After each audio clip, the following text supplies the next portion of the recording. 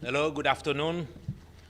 Early this morning, the Israeli Air Forces carried out a strike that eliminated Ibrahim Akil, one of Hezbollah's most senior military commanders and member of their Jihad Council.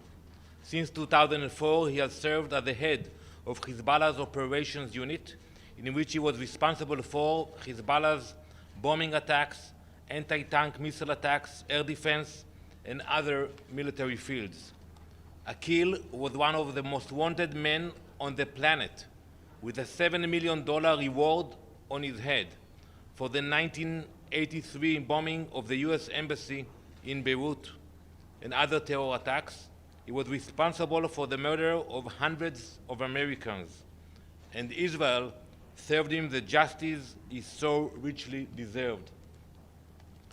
On October 8th, while Israeli civilians were still being slaughtered in the south by Hamas, Hezbollah unleashed hundreds of rockets at our civilians in the north. Since that day, Hezbollah has launched over 8,000 rockets at our civilians.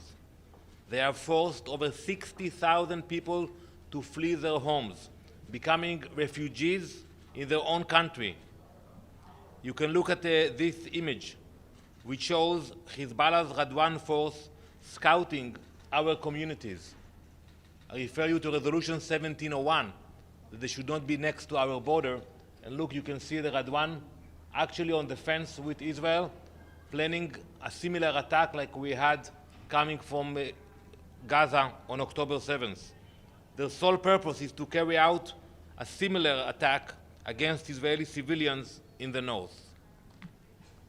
If Hezbollah is not pushed back from our border to north of the Litani River through diplomatic efforts, Israel will be left with no choice but to use any means within our rights to defend our citizens and enable the evacuees of the north to return to their homes.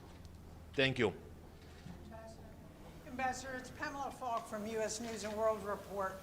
Do you see any possibilities during UNGA for backroom, back-channel talks or any kind of talks on Lebanon? And what's next in Lebanon? Thank you. Well, I hope so. Today, the Minister of Foreign Affairs from Lebanon will join us in the Security Council, and I hope he will speak about Hezbollah. And I call the parties to act now before it's too late, because we don't want to see escalation in the region. We have no intention to enter a war with Hezbollah and Lebanon, but we cannot continue the way it is. So I will call them to be involved and try to find a diplomatic solution that will bring us to a situation where we enforce Resolution 1701. Ambassador, this is Shuhei with China Central Television. There are a lot of speculations on, the communication device explosions. Can you confirm whether Israel is behind this or not?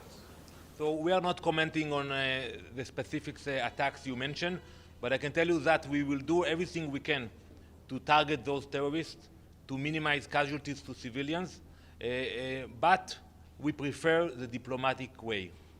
Is there any update on the possible meeting between Mr. Antonio Guterres and Prime Minister Netanyahu? So, because of the situation, we don't know what will be the schedule of the Prime Minister.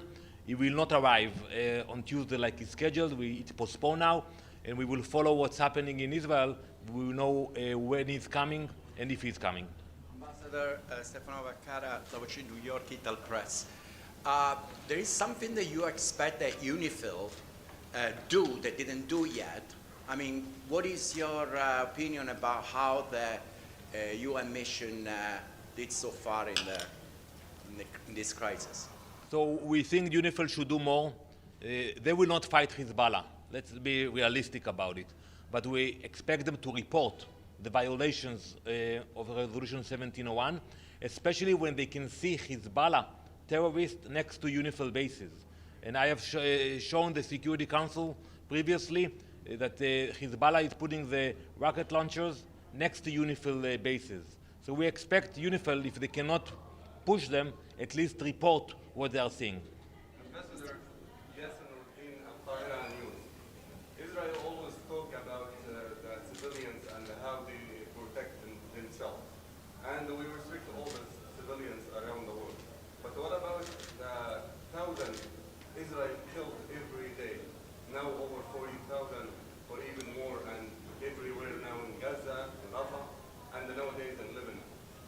We are a peaceful nation. We didn't start this war. It was forced upon us. I think the blame is on the shoulder of Hamas. They are the one who actually attacked Israel. They are the one who are keeping, as we speak, 101 hostages, including babies and women, so they can end this war. They can release the hostages, and we can have a ceasefire. So I think the blame is not on us. We regret the loss of life of any civilian. But when you fight a terrorist organization who is hiding behind civilians, it is a problem. Mr. Ambassador, I don't have a question. I have to say, my name is Samar Nader from Lebanon. Congratulations for today for killing Israel, and congratulations for killing 5 kids added to the 10,000 kids of Gaza. Thank you. I would send you a message to the people of Lebanon. The people of Lebanon should speak up today against Hezbollah, because Hezbollah is hijacking the people of Lebanon, dragging them into escalation. And I think, even though it's hard for you maybe to say it here, what you really think about Hezbollah. I know it's hard for many Lebanese, but I call them to speak up and try to do whatever they can to avoid the escalation. Please. Ambassador, Jessica from France 24. If we had a situation where personal communications devices were booby-trapped in Israel and civilians were killed due to that, would you classify that as a war crime? Well, when you look at the intention of whom we target, you realize that we target terrorists, period. And when you target terrorists, according to international law, you can target terrorists, even if they are hiding behind civilians. We do whatever we can to minimize casualties, and we use, without referring to what you said, we do use sophisticated weapons in order to target the terrorists and not the civilians around them. One more question, please. Maryam Ramadi with the Iran International News Channel. The Iranian ambassador to Islamic Republic of Iran, Amir Saeed Iravani, said that they would follow up on the attack on the ambassador in Lebanon and also asked the Security Council and the Secretary General to take action against attacks in their say Israel. What's your reaction to this statement from the representative of Islam? Well, I'm looking forward to hear him speaking at the council within an hour or so, and I would be very happy to hear him saying what I'm saying now, that we want to prevent escalation in Lebanon. I don't think the Iranians really care about what's happening in Lebanon. I think they are using the Lebanese people. They are using Lebanon as a launching pad against Israel, and I think the Lebanese people should stand up against that. Thank you very much.